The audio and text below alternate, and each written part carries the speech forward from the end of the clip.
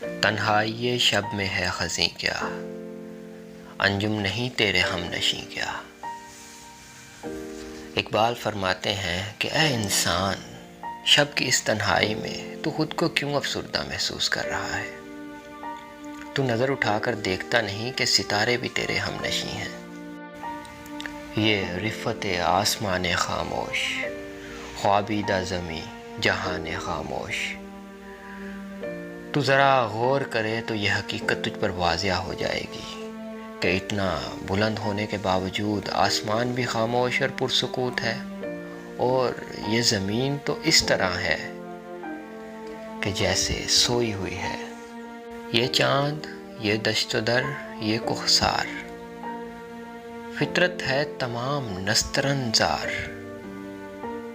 اے انسان، ان مظاہر فطرت پر نظر ڈال کہ ان میں چاند، صحرا اور پہاڑ سب کچھ شامل ہیں۔ ان کے باعث یہ کائنات پھولوں سے مزین ہے اور گلستان بنی ہوئی ہے۔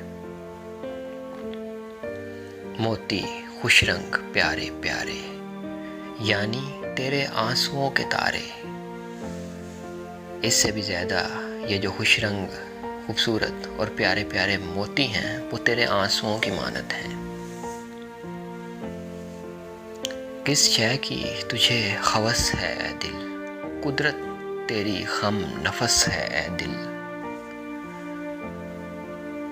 اے انسان، یہ تو بتا کہ ان نعمتوں کے ہوتے ہوئے بھلا تجھے کس شے کی تمنا اور ہوس ہے، جبکہ ساری فطرت اور تمام مناظر فطرت تیرے جذبات سے ہم آہنگ ہو کر تیرے رفیق بن چکے ہیں۔